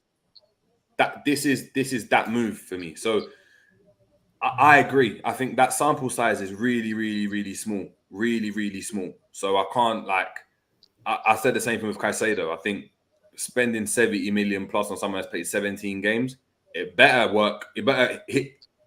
I mean, it better hit as soon as he touches the pitch. He better be a starter and it go off, because having someone like that on the bench isn't acceptable. You don't really know what he's going to provide. But I just think he's that good, man. Is he better than Gomez when he came in? 1,000,000%.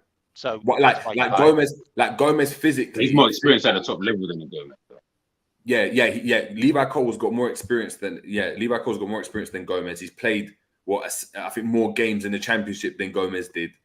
and obviously he's played more international football. They just won the Euros in terms of under-21 football, and he played a season in the Prem. So for a good team, let's forget it. He weren't playing like for a poor team. Brighton were a very, very good team last season.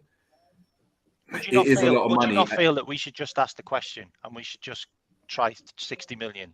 Like, yeah, that's I double think what Brighton you try the same amount you paid for Konate. You try that 40 million mark, 50 million mark, even 60. You're talking a lot of money for someone that isn't guaranteed, as I was saying, G, as well, that he's going to be starting. Because right now in the pecking order, if he was to come in, it's not guaranteed. Like, for me, obviously, he's not taking Verge's place at the moment, and he's a left-sided centre-back. He's not going to play on the right, and he's not taking Ubu's place. Do you know what I mean? So the only place for me that's really available for someone that's going to be 60, 70 million, for me, that's a starter in a team, right? Liverpool don't pay 70 million for a player that's going to be on a bench unless he's injury prone, unless he's injured.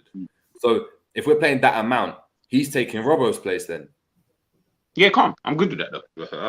But I don't see us doing that, because I don't see us playing his box. I go back to playing the box midfield. I don't see us playing the box midfield for the majority of the season. I think it's going to be a 4-3-3. I think certain games you might see Trent moving about, but I don't think there'll be an emphasis on, oh yeah, Robertson stay back because of doing this 3 at the back. I think you're still going to see Robertson bombing on even if Trent comes in inverted, because Liverpool will just do that. So yeah, man, it's a lot of money. Him, do you see that changing?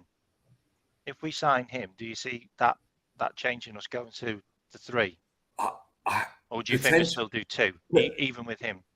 I think we go to a 3 if we sign him, because I can't. Yeah. He's not displacing Van Dijk. He's not playing on the right because he's left-footed. Yeah, it just makes sense if we sign him. I just think we go to the 3 back. Yeah, it really does. Like, Robbo's 30 this year, isn't he? Is he 30 or 31? No, it must 30. It must be the latter. It must be the younger age, man. 100%. It's interesting. Yeah, it's really. But like, really everyone's like raving about, like, oh, we should spend 50 million on Lavia. Like, but you won't spend 50 million on Colwill. Both the same age, both had the same amount of games. Yeah, like I'm saying, the 50 million. I think the 50 million is. I would pay 50 million for him. I would, because that's just the market, innit? You pay 50 million, that's the equivalent of 30 a couple of years ago, innit? So it's fine. When you're touching 70, 80s, you're talking the amount of games, like, you're talking for Fana money now. And I just, that's just a lot of money that Liverpool can't afford to pay for a player, for him to not be a guaranteed starter. It's like, we all know Szoboszlai's starting. Like, you don't get the number 8 at Liverpool, and do you know what I mean? Liverpool paying £60 million up front for you to be sitting on the bench. Liverpool haven't got the money to go and do that. Like, do you know what I mean? The other one was in the injury room. I can't get number 8 and be on the bench. That's mad. Like, Naby Keita, let's be honest, Naby Keita was only benched a lot of the time due to the fact that he was injured. Yeah. Like, do you know what I mean? Every other big money signing, unless they were injured, have come into the team and they're starters. So the thing about Chelsea as well, and I'll just say this now, is they haven't got Abramovich anymore. Okay, so and you look at some of the players that they've sold. Okay, yeah, they were asking silly money for Mount. Mount went for 65 in the end. Was it 65? Or was it less? Mount, yeah, it went for 60. Like, less than 60, around 60 mil, yeah. And Kai Havertz went for 65, didn't he? That's outrageous, by the way. Yeah, that's outrageous. But they spent 89 million on him, by the way. So, they took a loss on that. But you think about the Chelsea, that, like, everyone seems to think that, like, Chelsea are going to say, like, 100 million for Colwill. I don't think they will. Like, I think they'll be a bit realistic and value their players a bit differently than Abramovich, who was just a billionaire who could just go, no, like, I will never sell him. Everybody's up for sale. I think they are, but I think Chelsea, if Colwill doesn't come out and say, look, I want to leave, like, I want to go to Liverpool, they can bump the price up to whatever they want. Like, because if Liverpool, the problem is Liverpool have got is that when teams at Liverpool remember they turned down 50 million from Brighton, or was it 40 30. million? No, 40. 40. Did they go up to 40 in the end? Yeah, they went up to there because they made 2 bids, so they went up to 40 million, right? Brighton obviously bid 40 million. They turned that down. I also think a bit of that was because they wanted 100 million for Caicedo. So Yeah, but even so, you could they have might well have just easily turned used them that down player because they as wouldn't sell him a ploy to Caicedo. negotiate. If anything, that would have worked in their favour. It's a in my weird opinion. one, that isn't it? Makes me So, wonder whether they've actually trying for Caicedo. Like, yeah, so he hasn't gone different story, there. that. Cool. If Liverpool now are showing interest, it means that as if I was in Chelsea's position, I'm like, oh, okay. So this player's rated like that. All right, cool. If you don't say he's not going, then we need to speak to Poch. If Poch wants him, we're going to keep him unless he goes and says he doesn't want to. So we'll put the price up to 100 million. Even if he doesn't go for 100 million next summer, even if next summer in 2 seasons he goes for 30 or 40 million somewhere else, he might end up going wherever. They're not going to do it this summer, especially when they're trying to do this rebuild and they don't know. Thiago Silva's 39. He's still hanging in there strong, but you just don't know. Badiashile is not. He's not convinced. Like he's done all right when he's come in, but he's been injured, so sample size is small again. You've got Trevor Chalobah, decent as well, but hasn't really cemented his place. And Fofana as well, coming back from an injury, been decent, but again hasn't established himself. So unless he comes out and says, "Yeah, I want to leave," I think Liverpool can then tempt Chelsea. I think Chelsea would then be more inclined to be like, you know what, Poch. Especially he's coming in now. He'll be like, look, I don't want players that don't really want to be here. 50 million for him. Yeah, we'll take that because we can invest that in the squad, or 60 million even. If you don't want to go, if you don't come out with anything, I just don't see it. Videos as well. Like, he's got a chance to say in those videos, yeah, I'm coming back to Chelsea. Like, I'm a Chelsea player, but he's like, yeah, it's a weird one, man. Like, why would you do that? Like, I don't want a Jude situation here. I don't want to get my hopes up.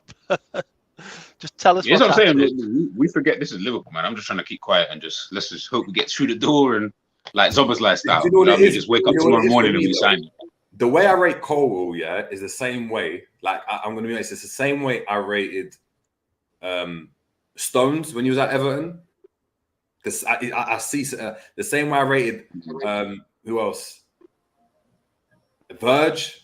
When do you know what I mean? When I was coming out, like even Company before he went and moved to City, I'm rating them in a similar fashion, and I just don't want. I don't want to be like, you know, like when Arsenal used to always talk about and be like, oh yeah, we could have signed him, but we offered 60 million and we didn't pay 70 million instead, and he ends up being this world beater. And I know you can't, you never know, innit, with football, you just never know. But I personally I think he's that good. If I'm being honest. I think if he was given the platform, if he was Croatian, I think he'd be starting over Gvardiol. I know it's a mad thing to say, but I think he would. The crazy thing is, I just wish he'd play for Brighton and not Chelsea. Yeah, it'd be easier. I know it's a mad thing to say, and I know this guy's a World Cup finalist. I mean, he's done it and proven it, so I've got no basis to say that. But when I look at their ability to go and play, like that's someone for me. If he had gone abroad, he'd be going down that same trajectory like Bellingham. Like the likes of Real Madrid and Barca would be calling for his name, just saying, oh yeah, we're looking to go and buy this player because he would have played more games. That's the way I see it, yeah, in terms of his ability. But we never know, man. We never know. I want to get into some of the comments as well, because the comments are rampant. Big up everyone in the comments, man. You guys are throwing out some names and some shit. Like I'm liking it, man. You guys got some. Yeah. Big up Jamrock, man. Big up to Honesty saying, big up JJ. According to Belgian analysis from Voteball Cran, Liverpool is keen on Lavia, so keep an eye on that deal. Klopp really wants Lavia. Yeah, we've spoken about that before. Jaskaran saying, I like Colwill, but we're going to waste time on this dead saga. Just get Inacio. Sporting don't like us, but it's a release clause, so contractually they can't do anything about it if Inacio wants us. You see, like this, like obviously I haven't seen it. Maybe GU have, but is he that guy? For the 39 million, yes. But if you ask me to pay more, I'll be like, no, I don't think. And there's a lot of players in left centre back position. There's not a lot of elite like Vardio, potentially Colwill type level players. Like those players are so few and far between. But there is bare of those players out there. It honestly depends. Jamrock, big up yourself because you named someone else in there. It just depends on what role are you trying to put them in. You mentioned Colwill in the same breath as the Vardios. So we're saying that he's effectively, or if he was Croatian, sorry, we're saying that he's up in them kind of levels. Do you get what I'm trying to say? That's how much It's I a rate massive him. I know not everyone's saying it, but I'm just saying in terms of no. when I see the guys It's play not even ball, that. He's Because same the thing age is, as well, by the way. I fully agree with you in a sense where I kind of see it. Maybe I just don't want to. Maybe I'm chickening out. Maybe I just don't want to commit to saying that I think he's that good, because he probably is that good. Like, we just haven't seen it as much. But if you're saying he is on that kind of level, then there's only really a couple man in that kind of like stratosphere. Do you get what I'm trying to say? The rest are just like, oh yeah, like Matip level. You're like, oh yeah, he's all right, he's solid. You know what I mean? Like, is he the best? No, he's not the best, but he's solid. Like, he's cool kind of thing, like a Matip. Yeah, I hear you. For me, if you're throwing a 20-year-old into the Premier League, this is the Premier League, by the way, the hardest league in the world. If you're throwing a Premier League, you're throwing a 20-year-old centre back into the Premier League, and he's performing very well, that's got to be a benchmark that you're looking at, really, because Guardiola could come to Man City and be a bag of shite, like, because he's never played in the Premier League. Like, you just don't know. But Colwell's got 17 games under his belt, and 17 good games in some really good competitions that they went on a really good winning run. So he's got a lot to offer there, and he's already won a competition in the under-21. So he's kind of took his form onto the next level. And when he played in the under-21s, him and Curtis Jones basically look like seasoned internationals against a load of kids. Like, I'm watching him thinking, my God, used to in Liverpool next season. I mean, that's seriously cooking. And that position as well, Colwell's playing it to Jones. Like, they're on the same line. So it's an interesting one, but I agree with the Inacio thing as well. Inacio is a full international, played Champions League football. 39 million euros or 39 million pounds release clause for him. I'm sorry, but you're taking that. Like, you really are snapping that up, because that's a really good deal. But the only thing with Sporting is they reported us to the FA because Klopp was tapping Ugarte up. He got us in trouble for it. Yeah. So, you know. Have to see, man. Big up to Phil Bidwell. Phil saying we're not going to offer anywhere near to what Chelsea values Colwill. We've got Redbird saying whether you want him to leave or not, keep it respectful. That's in regards to Henderson. Some people be hating big time on Hendo. We got RJ saying Man City let their treble-winning captain leave a month after winning it, but LFC as an institution and fan base don't know how to let go as a result stagnate. I agree. The difference is that they've got players there. Like Gunnarsson wasn't. He's not the same. They're not the same type of player. Do you know what I mean? Like, they can comfortably go and let go of him and know, yeah, we got Bernardo Silva, and like, do you know what I mean? If we had Modric and flipping De Bruyne at Liverpool, I don't think anyone will be sitting there thinking, yeah, we might need him on the bench. You know, we might need him. I mean, they just play Foden more. Yeah, man. Alexander De Los saying, I think JJ got Elliot PTSD. Yeah, facts, man. I don't even want to see him anymore. I'm not going to lie. I don't want to see him. Big up to LSC Aaron for the super chat. Massive appreciation. Thank you so much. Saying, my concern is we will either get a centre back or a DM. We've got Pat Butcher saying Colwill is the new Bellingham. There's nobody worth signing. Nobody better than what we have. Pure BS. Interesting. We've got Jamrock saying Verge should really be playing half the minutes he plays since he has been here. Maybe so. I don't know if I'd say half, but I would say, yeah, definitely there's a few games I wouldn't have played him in. Pat's Butcher saying, unless Colwill kicks up a fuss and demands to leave, he ain't going to Liverpool this summer. End of. I agree with that as well. We've got Paul Smith saying, this talk of Levi Colwill seems to be like the Bellingham saga all over again. Yeah, people have got real PTSD, man. Real PTSD. James Doherty saying, while I wish in a way we could be like Chelsea and just buy now, pay later, maybe FSG are doing it better by trying to get the best deal / price, even if we have to wait a little bit sometimes. Yeah, look, if you get the players in the end, I mean, that's fine, isn't it? It's when you're not getting the players that it becomes an issue. I think at the end of the day, you just want the players in. Angel 968 saying, if they pay big money for Colwill, 343 incoming surely. I think we spoke about that as well. Jamrock saying Simicast would be back up to the backup if Colwill came. Yeah, this is true. Sam Max Legend saying Bob's your uncle, also known as Rob's your father's brother. Fact. We've got Pat Butcher saying Liverpool supporter 40 years. They never had owners willing to invest big. All happy to live off the brand name Liverpool. 30 years I waited for one poxy title. They're a effing joke. FSG out. We spoke about this loads of times, man. Jamrock saying that it wouldn't be behind Konate. Saying it wouldn't be behind Konate. It would be behind Virgil van Dijk and sometimes along with the back four with Trent inverted. Yes, it's just how many games does Cole will get, knowing that he can play first team football somewhere else. Sam Max saying, I hope Klopp does not turn our two new midfielders into work donkeys running from A to B to C. It will be a total waste of money, time and money.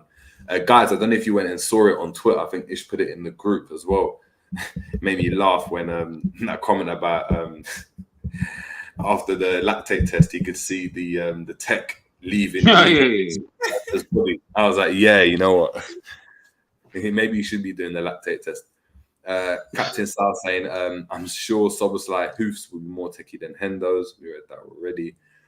Honestly saying, question though, if we don't know which formation we will play next season, doesn't this mean there is a chance we can play different formations? And remember, Mac 10 can play multiple positions in midfield.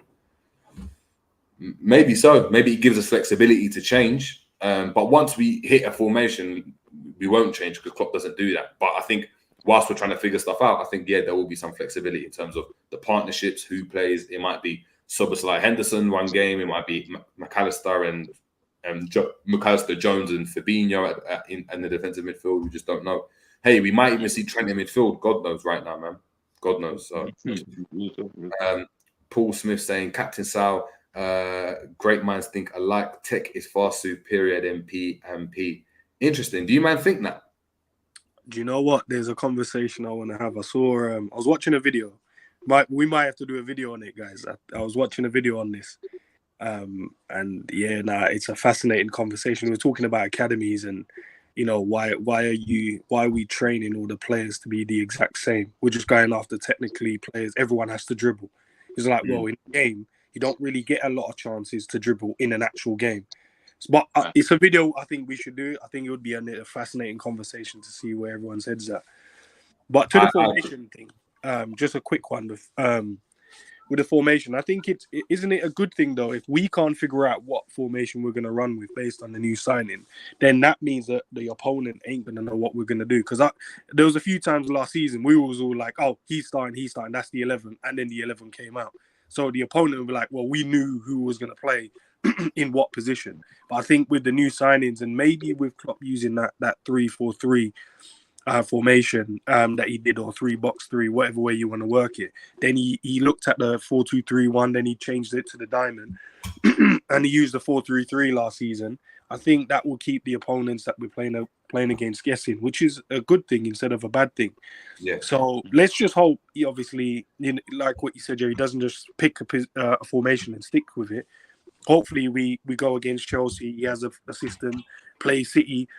He has a system. Play against Man United. He has all of these teams. He has a system against, and you know we can try and pick up the points that we was messing about last season with. Wait, can I touch on that question as well from Paul? I don't know if one's superior than the other. All I know is that if you are going to play pace and power, you need to be refreshing your team every 3 to 4 years, because Klopp's shown that you can win with pace and power.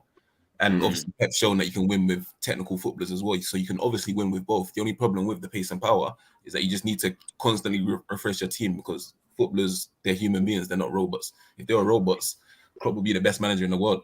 But unfortunately, like, you can't run players into the ground and expect them to keep on performing at the highest levels if you are going to rely on pace and power. It's funny though, man, because like what Wettins was talking about, I fully agree. Like, obviously, my little brother played football. All my brothers have played football, myself included, and I can see with the younger kids. You see when you get like young trainers or young coaches that try to go and be like, "Yeah, I'm going to do one-on-one sessions." All they're teaching these kids, right? No fundamentals, no fundamentals. It's like skill patterns. It's like, yeah, do 2 step overs here, L drag back here, Rabona here, chop it there, and it's like, and you got to do that on repeat, and they keep doing it. I'll track back over here. I hear it, right? Like you're doing it, but like every brother's doing it. So you're coming up against, and this is great. Like I know I'm going off topic. My brother, I know there's some coaches like that in my brother's team, and my brother went, and in the summer he went and played Atletico Madrid, and what was the other one? Is it Espanyol or Celta Vigo in Spain? So he went to Madrid to play them, right, on tour. You see Atletico Madrid, yeah. No one tells you they've got the best academy in Spain, right? Everyone thinks it's Barca and Madrid. It's Atletico Madrid. They win everything. Some of their kids under 10s already getting paid. None of them do skills like that though. None of them do skills, but all of them is just book, left foot, right foot passes. And it's just movement all over the place. Do you know? My little brother's team are a good team. I'm not going to say who they are. They got battered 10-1. You know when you think you're good, and then you play someone who is good. It's like playing FIFA. When I'm sick of FIFA, then you play someone who's really good at FIFA. You're like, and that's what I'm saying. So it was humbling for them. It's my point. It was humbling for them. Is that they went and played, and some of their players, yeah, man. Like if I want to show you clips of them, you'll be like, raw, my man's doing this, scoring free kicks. Got mad skills. I mean, doing rainbow flicks over people's heads against like all of these teams. They came to this team and the brother was non-existent, because all they were doing is the basics. The basics. You can't get on the ball, bro. You can't do nothing. You can't get the ball. You can't. But nah, do you know what? I watch a lot of these games here because normally they stream them on YouTube, or if you follow the academy Instagram for most of these teams, they show the games on there as well. They go live and then show the game. So that's another way if you want to watch like the Spanish, the academy board, bro. They are cold. You're right, Jerry.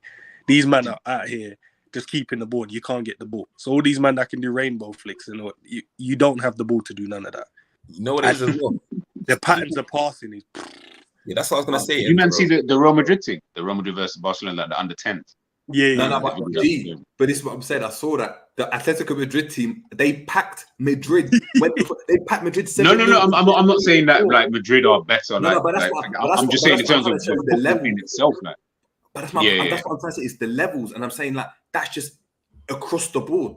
And this is what I'm saying. And it's like they cater to like, you know, if you're like a tall brother, right? If you're a tall brother in their team, they're not asking you to like, yeah, we need to see mad step overs and that and patterns. They're like, no, we're gonna go and you're gonna play this way because everyone can play this way, and of course you're gonna need to express yourself the way you are, and you can become the player you are. It's like you don't look at Busquets and Iniesta like the same player, but they came through the same academy, playing the same system. You know what I mean? Where it weren't about skills and that.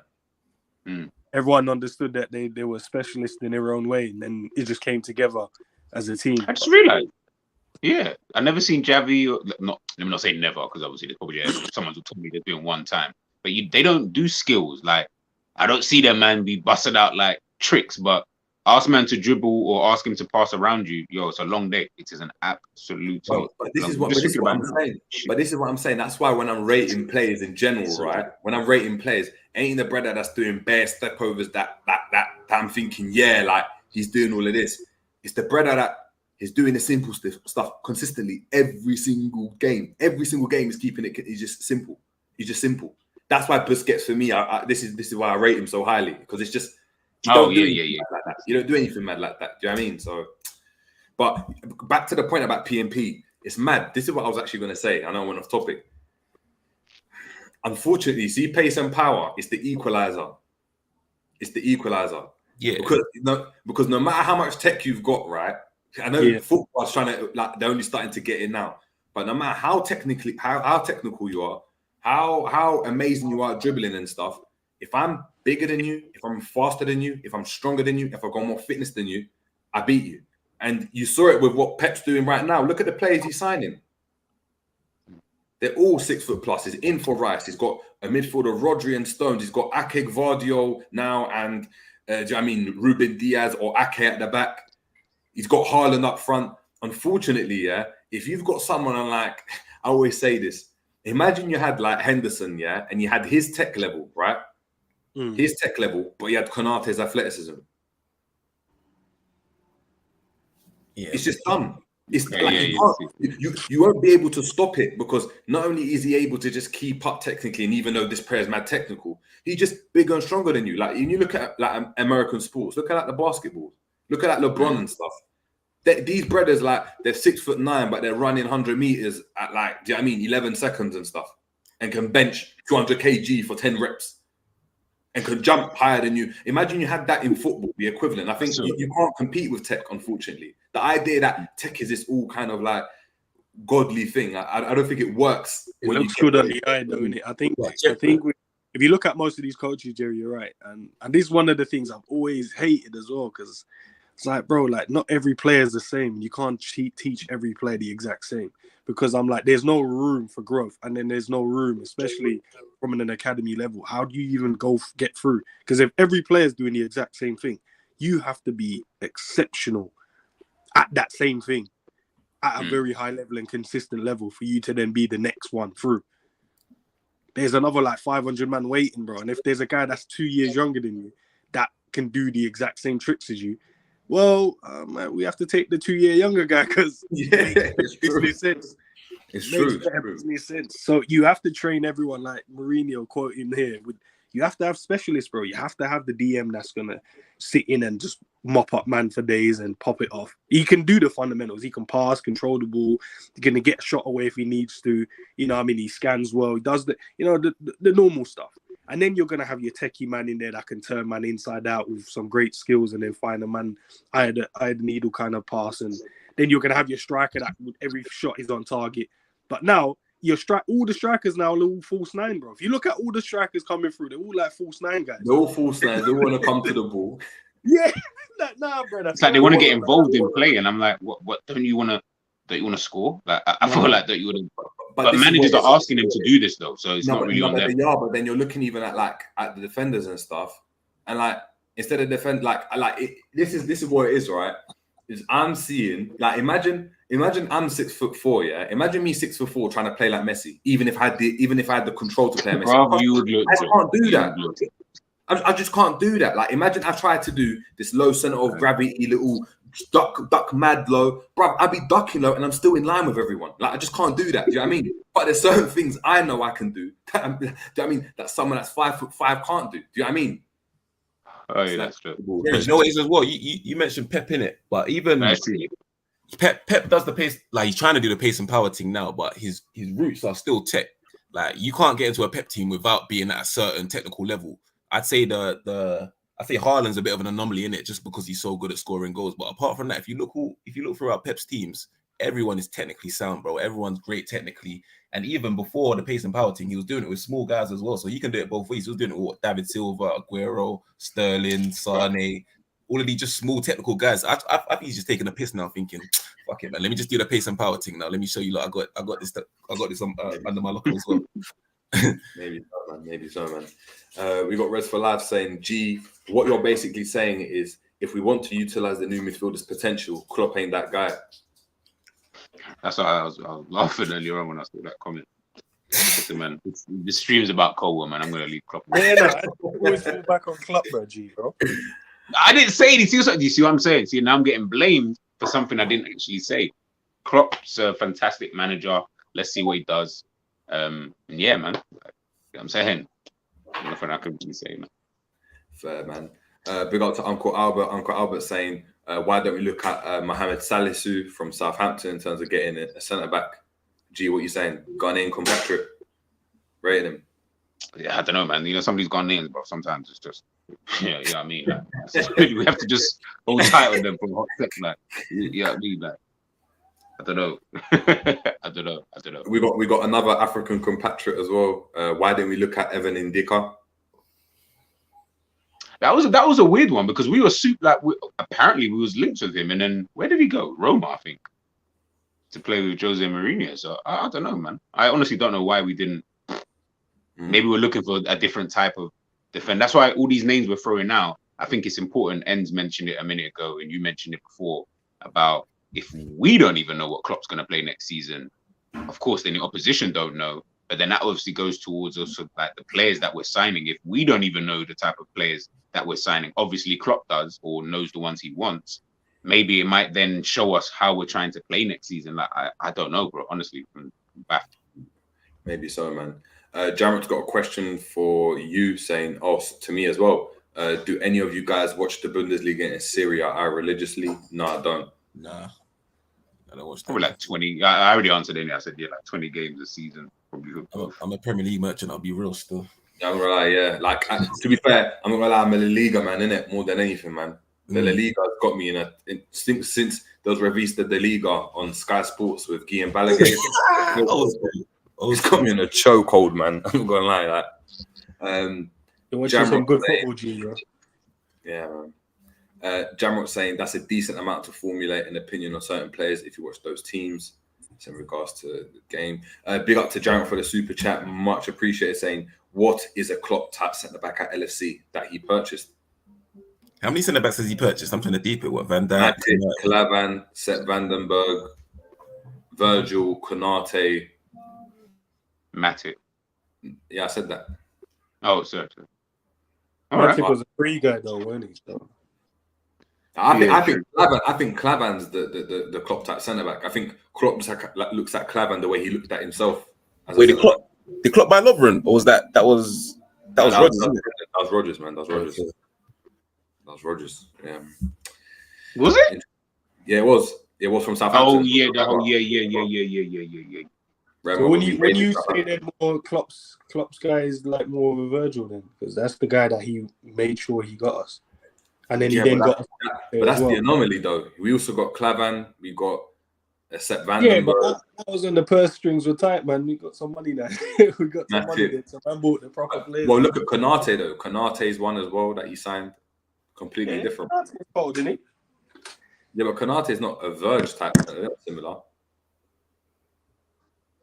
They're like more brutes, isn't it, at the back? I think he likes that type of defender from the defenders that we've kind of got. I don't know.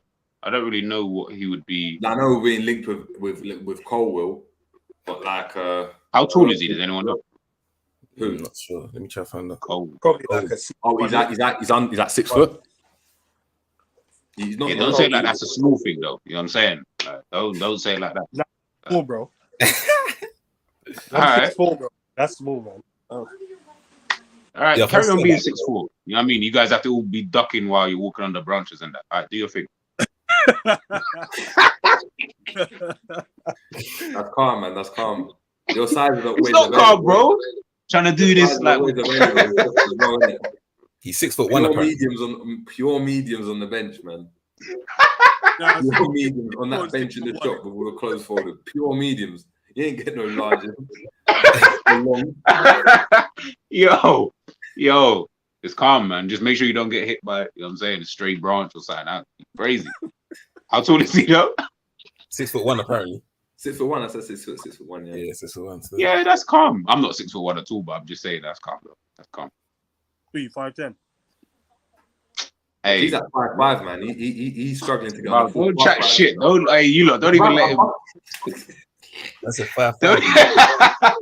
Don't let him talk shit. Anyways, yeah, go on. I swear they used to call you Nathan Dyer back in the end when you used to play football because you man was similar. I swear to God. That's Martinez from Man United and that, bro. No, Nathan Dyer. Hey, you lot are dumb. Hold on. Everyone in the chat. I don't know why you lot are laughing in the chat. Yeah, I'm trying to say because I know some of you are midgets in there. I know you want to hear it. I actually don't want to hear it. I don't want to hear it.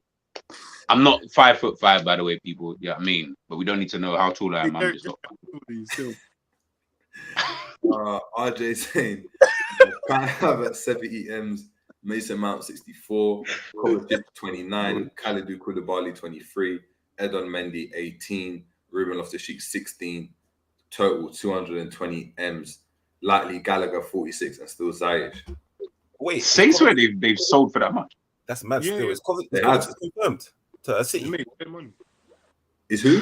Kovacic, is he confirmed now? Yeah, that's confirmed. That's done, man. Yeah, that was confirmed time ago. Yeah. City replaced him and Gundogan, and watch him have a mad season as well. Watch him have the best season of his life now. Kovacic.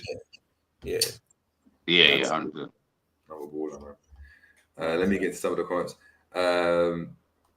Albert saying, JJ, you're 6'4". What are you doing walking around when LFC need a centre? That's what I'm saying, bro. You're a Klopp type midfielder. You know what I'm saying? Defender, sorry. The last time I went and offered my services when I was kicking ball, they opted for Stephen Corker instead at Melwood. So I mean, that was it. They even paid him up front. They wanted someone with experience, and the rest is history. The rest is history, man. You got Haz saying, respect the short kings. Yeah, Haz is another 5'5" merchant. I hear you. Big up to yourself, man. Hey, Haz, you know what I'm saying? Big up your damn self, man. Keep doing you, bro. You know what I mean? Like, don't let these guys, fool you when these guys are all ducking low, walking through their houses, and that's all crazy. Like, don't worry about that. Red for Life saying, bruv, I'm 19 and I'm 6'1". Yeah, you ain't growing more than that, bro. You're staying at 6'1". I'm not gonna lie. Say so. You're 19 and 6'1". No, but the way that big up to Red for Life, but he said it like he said, "Oh, I'm 12 and I'm 6'1". Brother, you're a grown man at this point, isn't it? Like, I was probably 6'1" at 19 as well. Still, no lie. See what I mean? Like, hey, hear what I'm saying, though, my brothers. I feel like you guys are overestimating this 6 foot. Hold on. How tall are you at 19 then? Let's just have that question. Definitely. Well, if let's just say, if I'm not 6 foot, I definitely was a 6 foot at 19. I tell you. No, but you have like a mad growth spurt where you like 4'11" and then had that jump. I definitely. You know what it is? I feel like I've just always been like at the same kind of height. Like when I was younger, I was tall for my age at that time, but I never carried on growing. Yeah, I hear you. I was one of those ones. I just never really carried on growing. No, but G, what's your height though? Is it 5'10"? Yeah, man.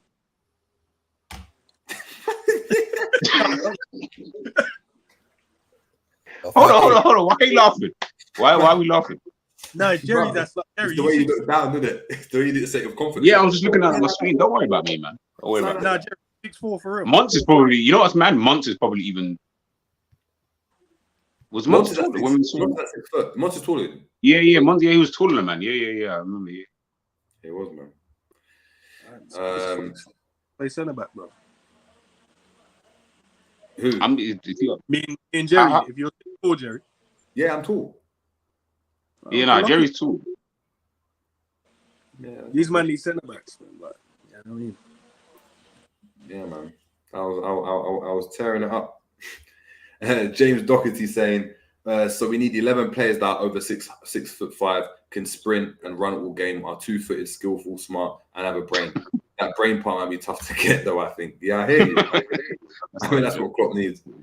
Paul Smith saying, there's no street football where you're able to develop your individual style when it comes to technical ability. Academies and system have ruined football where individual brilliance is frowned upon.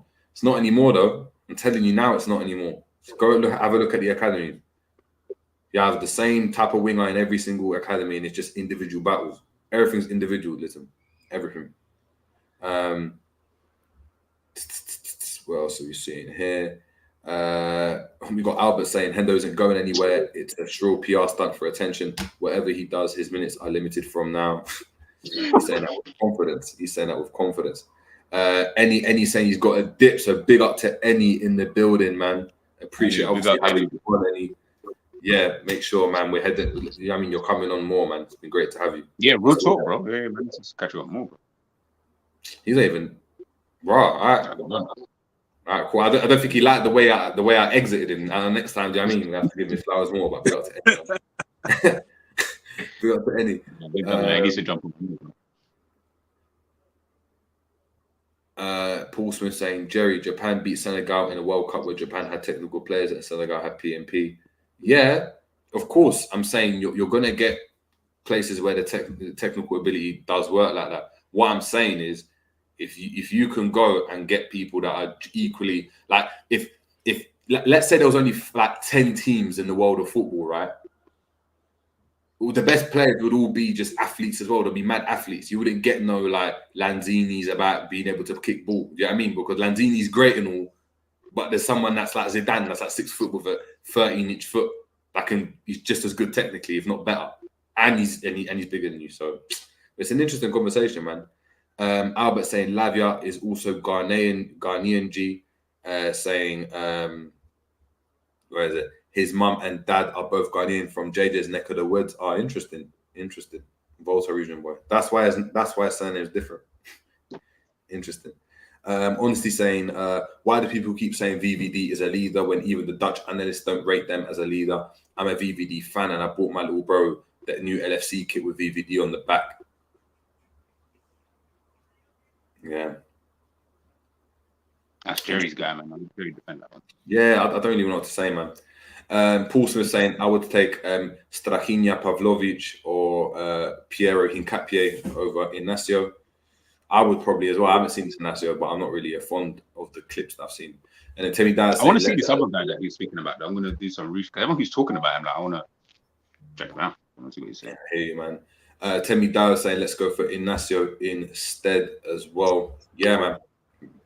Fair enough, man. But look, people, big up to everyone in the building. It's been a great show. Thank you to obviously K-Mac, Any, G, and Ends for coming on.